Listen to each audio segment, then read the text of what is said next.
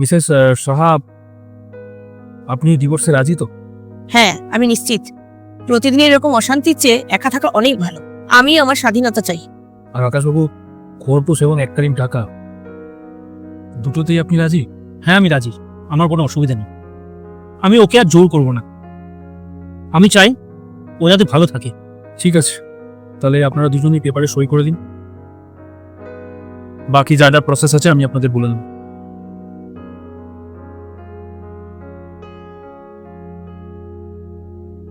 ঠিক আছে স্যার, আমি তাহলে এবার আসছি। যা যা প্রসিডিউর আছে আমাকে একটু বলে দেবেন।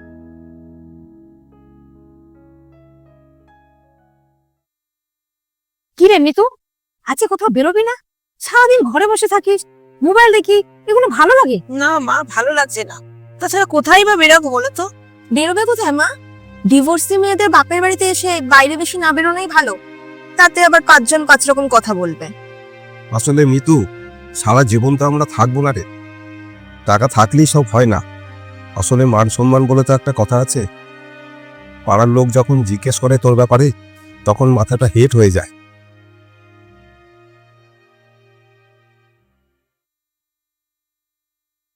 পিউসু না, বলছিলাম তুমি একটু আমাকে ওই ঘর থেকে কালো ব্যাগটা এনে দেবে?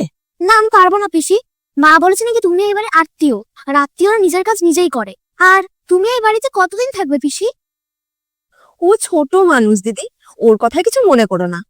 তবে ও কথাটা কিন্তু খুব একটা বিশেষ খারাপ বলেনি। ও যা শুনেছে তাই বলেছে। আর তাছাড়া তুমি তো জানো, তোমার বাপের বাড়ির ঘর মাত্র কয়েকটা। এখন ও তো বড় হচ্ছে, বলো, ওরও তো একটা আলাদা ঘর লাগবে।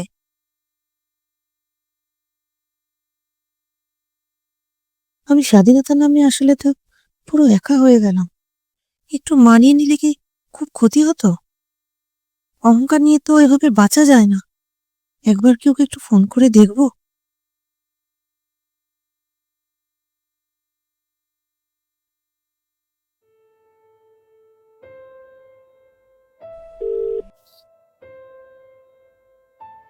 হ্যালো মিতু, এত রাত্রে হঠাৎ?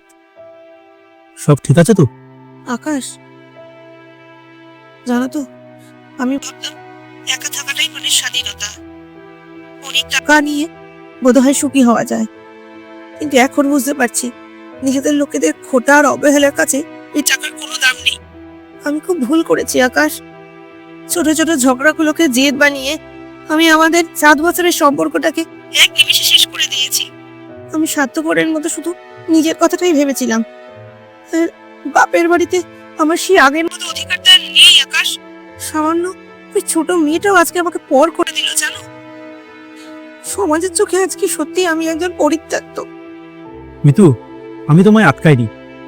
আমি চেয়েছিলাম তুমি আমাদের সম্পর্কের গুরুত্বটা বোঝো। আর সংসার মানে তো শুধু একসাথে থাকা নয়।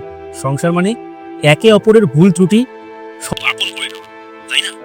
আমরা আজকাল অ্যাডজাস্ট শব্দটাকে খুব ছোট মনে করি। আমরা ভাবি অ্যাডজাস্ট করা মানে হার মেনে নাও। তা নয়, মানিয়ে নিয়ে চলাটাই আসল ভালোবাসা। আকাশ, তুমি কি আর একটাবার আমাকে সুযোগ দেবে? আমরা কি পারি না সমস্ত কিছু ধুয়ে মুছে নতুন করে সম্পর্কটাকে আবার শুরু করতে? এই সমাজ বা পরিবারের জন্য নয়, আমি চাই তুমি ফিরে আসো আমার জন্য, আমাদের ভালোবাসার জন্য। আসলে কি জানো, সম্পর্কটা হলো কাচের মতো। একবার ভেঙে গেলে জোড়া লাগানো খুব কঠিন, কিন্তু অসম্ভব নয়। ঠিক বলেছ আকাশ। ডিভোর্স কোনো সমস্যার সমাধান নয়, এটা শুধু একটা জেদ মেটানো।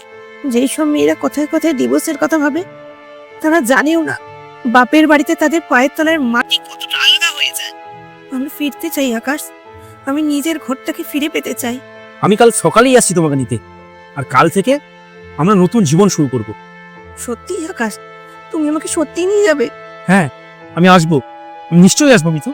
আমি তোমার জন্য অপেক্ষা করে থাকবো।